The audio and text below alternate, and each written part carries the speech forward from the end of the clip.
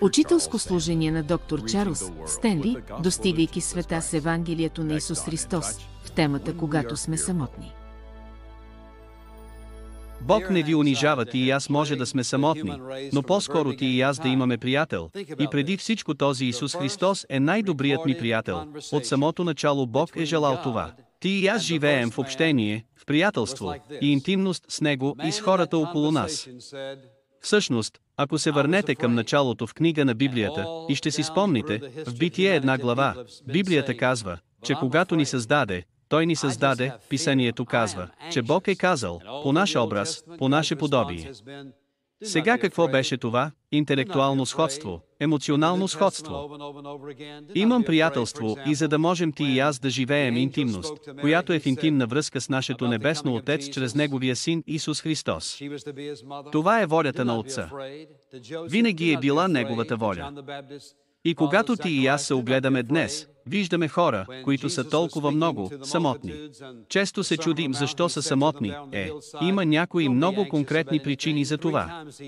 И това е, за което искам да говоря в това послание озаглавено "Изворът на нашата сила". Когато сме самотни, искам да отворите в Евреи 13 глава и искам да прочетем. На Евреи 13 глава и искам да прочетем. Просто искам да прочетем един стих, който се намира в Библията, това ще ви освежи паметта. Господи, говори апостол Павел за връзката, която има с него. Той казва, че никога няма да приключи и никога няма да го остави, няма да го забравя, ще бъде с него до самия край и никой няма да разруши тази връзка ми. Евреи 13 глава стих 5, ще забележите, че в този пасаж, пренебрегвайки гнева и ги забавлявайки, изпомнете си за затворниците и говоренето за брак. След това той казва в стих 5, нека вашият характер бъде свободен от любовта към парите, защото самият той никога няма да се задоволи с това, което има, тъй като самият той никога няма да има, нито пък някога ще те изоставя. Никога няма да те пусне и никога няма да те изостави. Точно по средата на този пасаж от самия той взаимодейства с Бог. Инжектира това страхотно обещание. Никога няма да те оставя, никога няма да те изоставя. Единственият човек, който би могъл да даде такова обещание, е самият Бог и той казва, никога няма да те оставя, никога няма да те оставя. Единственият, който би могъл да направи подобно обещание, самият Бог и той казва, никога няма да те оставя. Като мисля за Господ Исус Христос и мисля за това как Той стигна до толкова големи крайности, за да увери своето, Той няма да ме остави. Ако си спомняте кога Той изпрати в пътуването си двама по двама, ученици, свидетели и мисионери, и тогава ще си спомните в 14 глава от Йоан, Той каза, преди да бъде разпнат, Той казва, че няма да те оставя сам, Той казва, ще дойде при теб, говорейки за Святия Дух, който щеше да дойде, да живее и да пребъдва в тях. И ако отворите в същата глава, в 25 стих той казва, моя мир ви давам. Не ви давам както светът ви дава, да не се смущава сърцето ви, нито да се страхува. Какво казва той? Той казва, физически ще бъдем раздалечени, но духовно и емоционално искам да сте сигурни, че ще го направя. Винаги бъди там, аз винаги ще остана с теб. Когато им даде великото поръчение, той каза, ще бъда с вас до края на този век. Той знаеше, че едно от нещата, които трябваше да им бъдат напомнени, и той каза, аз ще бъда там, те можеха да разчитат на него. Самотата е едно от онези преживявания, с които много от нас се сблъскват. Бихме искали да го избегнем на всяка цена и това е емоция, преживяване, което идва на пътя ни, може или да бъде като ад през целия ни живот, или може да е нещо, това е кратко и това зависи от нашия отговор към него. В собственото ми сърце, че това е болезнена емоция, която идва. Всеки от нас има моменти в живота си, понякога продължава като дълбока тъмна долина, или понякога просто преминаваме само за момент, може да е след чувство на отхвърленост от някого, може да е след това да си отдалечен от някого. Географски погледнато, самотата не е някакво мимолетно чувство, самотата е като облак, надвиснал над нас. Самотата може да бъде като мъгла. И където и да се обърнеш, това е едно и също нещо. Не е само отвън, но и отвътре. Това не е нещо, което можете да поставите с пръст тук, това е нещо, което чувствате отвътре, и, често, това е невероятно и поразително. Мислиш ли, че има изход от това? Нека за момент направя разлика между самотата. Самотата, да речем, е безпокойство от раздяла, което носи за усещането за несвързаност. Това е нещо, което ни се случва, което всички обичаме да избягвам. Самотата, от друга страна, е избор да бъдеш сам. Самотата е време, в което умствената ми мисъл и емоциите ми могат да изчезнат, целият натиск и предната креативност. Онези моменти, които не усещам, натискът на късното творчество изисква другите. Самотата е отложено във времето творчество за освежаване. Самотата е време за стимулиране на творчеството. Най-креативните креативни моменти в живота ни са, често, когато сме сами, самотата е стимул за творчество. Сега можете да бъдете сами, без да се чувствате самотни. И от друга страна, можете да се почувствате самотни и да сте по средата на огромна тълпа, хора, които познавате и хора, които те познават. Но все още можеш да почувстваш болката, проникващата болка от самотата. И си мисля за това, собствения си живот. Когато започнах училище, бях твърде млад, щях да навърша 6 през септември, а бях само 5 годишна възраст. Майка ми трябваше да тръгва всяка сутрин в 7 часа, за да тръгне на работа и така. Тя ме научи да готвя яйца и парче, бекон и парче препечен хляб. И така, това беше моята закуска някои сутрини, когато не ядях. Купа зърнени култури. И така, тя трябваше да си тръгне. И така ставах, приготвях си закуската и когато излизах от вкъщи. Тя работеше в текстилната фабрика и когато се прибрах, тя все още я нямаше. Сега, запечатано в съзнанието ми, дори днес, и това е около 57 години по-късно, но за мен е толкова кристално ясно, точно както някой ме е снимал. И го поставих пред ума си днес, и имаше 2 ключалки. И все още си спомням как звучи, помня какво почувствах. Мога да видя тази ключалка точно сега. Поставих ключа в ключалката и слушах как се отключва. И го сложих във втория и мислейки това, няма никой вкъщи. Ще бъда сам. И така, бях сам, докато тя се прибра. Когато бях на около 12 години, играех един съботен следобед с 2 от моите приятели, чието имена все още знам много добре. И те бяха 2 ми най-добри приятели и играеха в моя двор. И така, баща им се прибра в събота следобед и извика 2 ни по име, Боб, ти и Джим хайде. И те отидоха, просто не казаха нито дума, не искаха да говоря за това как се чувствах когато бях самотен, просто станаха и тръгнаха и се качи в колата, и подкара по улицата. И си спомням как стоях там и си мислех, и това е гравирано в съзнанието ми да гледам как онази кола потегля. Стоях там и си мислех, и това е гравирано в съзнанието ми да гледам как онази кола потегля, бях сам. Няма ги. Иска ми се да мога да кажа, че това бяха единствените самотни моменти в живота ми, но не са били и все още не са. И знам, че моята самота дори не може да се сравни с някои хора, които са преминали през периоди, дълбоки, тъмни дорини на самотата, които са абсолютно неописуемо. Аз разбирам, че и не бих споделил нищо за сърцето си да кажа, погледни ме, но просто да кажа, че знам за какво става дума. Да говорим за това, разбирам болката, чувството за безнадежност, безпомощност, чувството, че съм в мъгла и не виждам пътя си.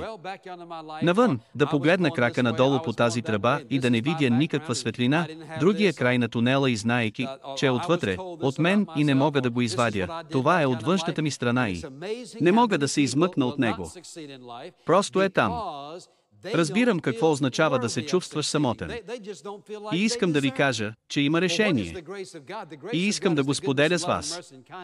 Първото нещо, което е необходимо да се преодолее, самота, независимо дали е мимолетна или е едно от тези дълги долини от обстоятелства, които получавате, хвърлен се в това, за което не можеш да направиш нищо, не можеш да го промениш. И искам да ви кажа, че има решение. И аз го споделям с теб първото нещо, което е необходимо да се преодолее, самотата, дали е мимолетна, дали е една, или обстоятелствата са други, хвърлям към това, за което не можеш да направиш нищо, хвърлям към това, за което не можеш да се сърдиш. Първо, признайте го, признай си, че си самотен. Виждате ли, стига да кажа, знаете ли, аз съм християнин. Имам Бог. Приемете чувствата си. Не съм самотен. Приятелю мой, няма нищо, което Библията казва, защото имаме Бог, не мога да се чувстват самотен. Грехота е да се чувстваш самотен. Например, ако ще погледнете в 25-ти Псалом и ще си спомните дали някой в света е бил благословен. За теб и мен, в писанията, като герой. Или казвате какъв беше този човек. Това е човекът, за когото Библията казва, че Бог е казал: Давид е мъж по моето сърце, чуй сега този човек. 16 стих на 25-я псалм: Отворете заедно с мен, и бъди милостив към мен, защото съм самотен и наскърбен.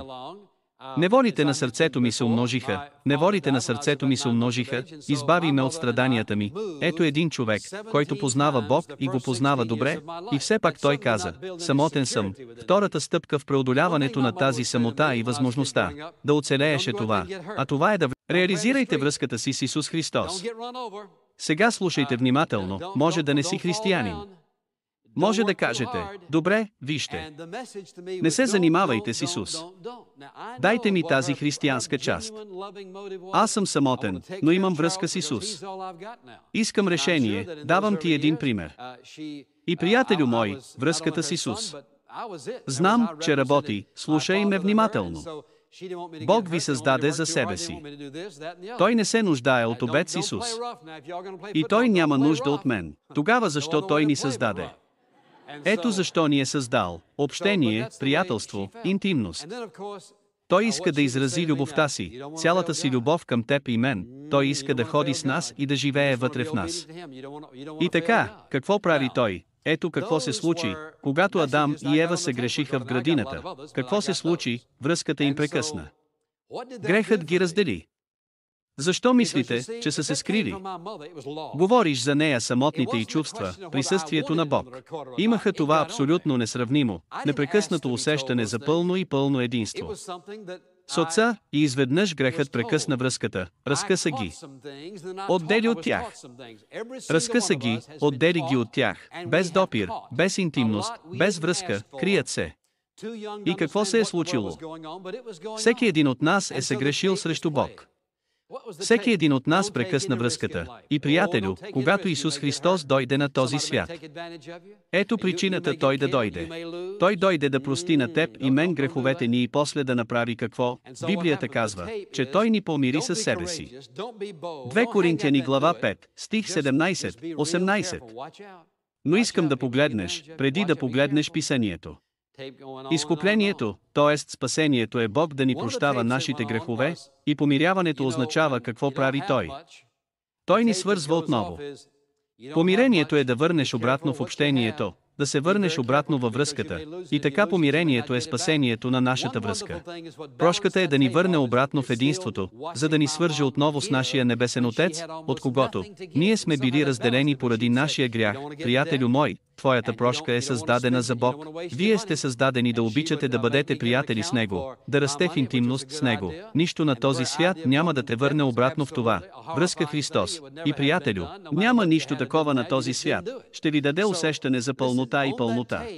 Може да сте най-богатият човек в града.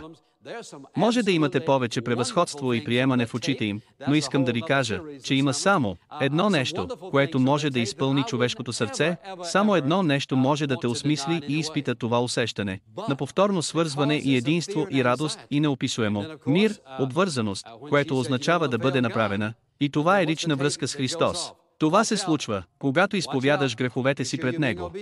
Признайте, че сте разделени от Него чрез вашия грях, и признайте, че когато умря на кръста, Той плати вашият грешен дълг в пълен размер, и когато го приемеш чрез вяра и просто му кажеш: Татко, се греших против теб. Знам, че съм разделен. Усещам напрежението, чувствам това отчуждение от теб. Искам това повторно свързване. Искам да ми бъде простено. Искам да бъда това, което ти искаш да бъда. Моля те да ми простиш греховете ми. Моля те да ме спасиш, Боже, от самия мен, от моята самота, от съсипването на живота ми. Той винаги отговаря на тази молитва. Стъпка номер 1 е да признаем нашата самота, защото не е грях. Второ, влизане в лични отношения. И номер 3, нашите чувства. Слушайте внимателно сега лично, сега слушайте внимателно. Какви приятели развиваме, за да си доведем и помогнем лично чрез самотата? Първо преди всичко кажи някой, с когото можеш да се смееш. Ако не можете да се смеете с тях, те няма да си тръгнат, това ще ти помогне. С някой, с когото можеш да се смееш.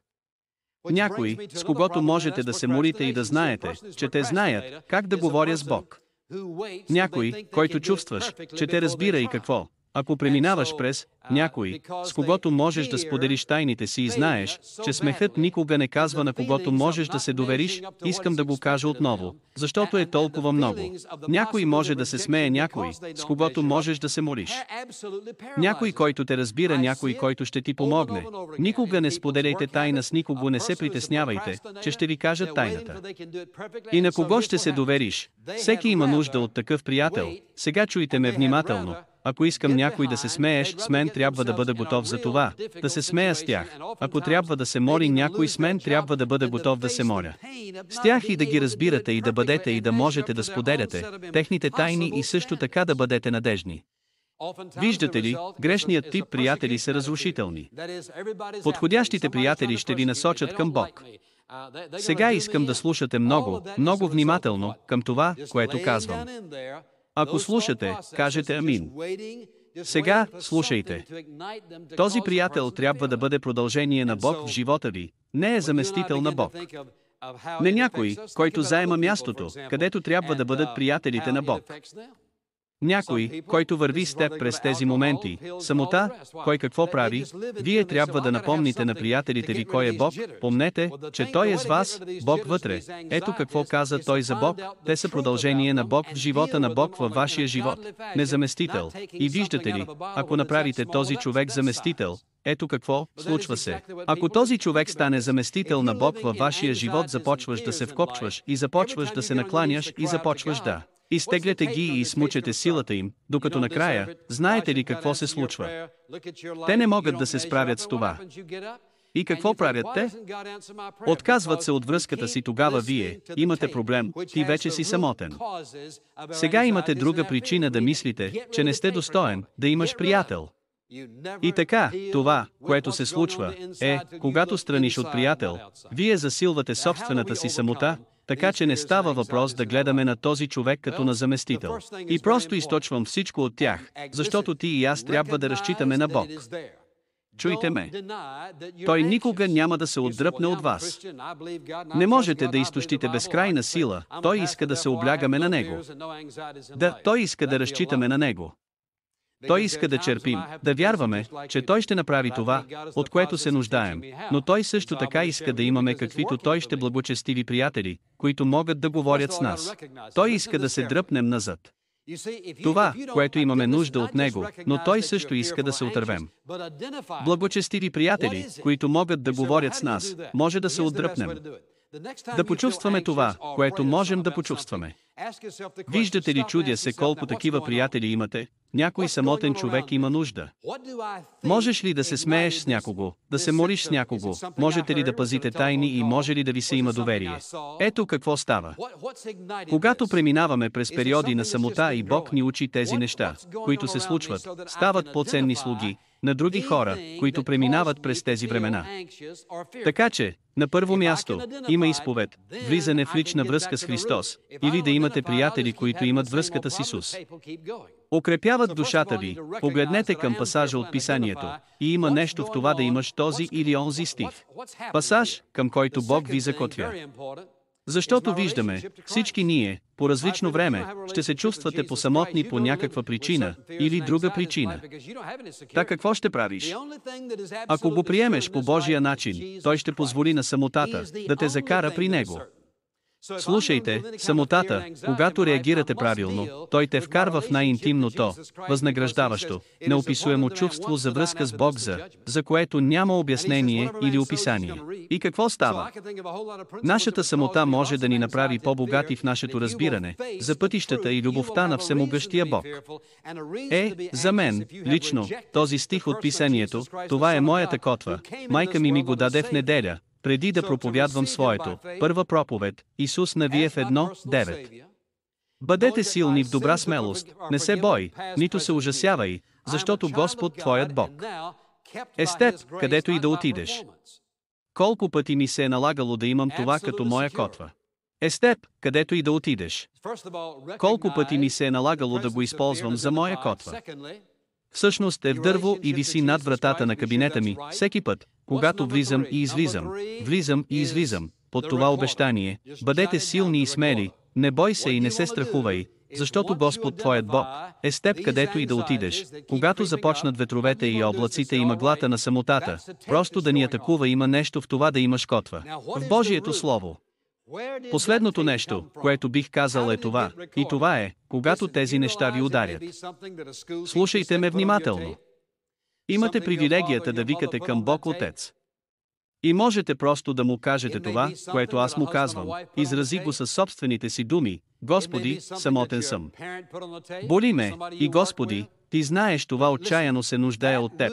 В този момент Ти обеща, че никога няма да ме оставиш, нито да ме изоставиш. Ти обеща никога няма да ме оставиш. Ти каза, че когато имам всичко, просто имам нужда да ме прегърнеш с любящите си ръце. Сега защо казвам всичко това? Да кажа това, защото знам това, чувствам същото и може би много по-зле. Искам да ви кажа, не е нужно да взимате наркотици, алкохолът и аферите и всичко това, което гледате по телевизията, или графици, които ще нарушат здравето ви или ще се самоубият. Ако ще изповядаш самотата си и влез, той ще ви позволи да развиете благочестиви приятели и адът ще ви даде, и закрепете душата си в Божието Слово. И то това да за душата ми е Божието Слово. И приятелю мой, той винаги е до теб, за да извикаш към него. И когато го направиш, той ще те повдигне и ще ти помогне, да те укрепи и да те затрупане с облак, а с най-страхотното чувство на неописуема любов. Слушайте и осъзнаването на Неговото присъствие, което ще ви повдигне от твоята самота, започва с изповед и влиза в лична връзка с Него. И тогава, просто да му се доверим да направи и да бъде това, което е обещал. Може да превърнете всеки момент от живота си,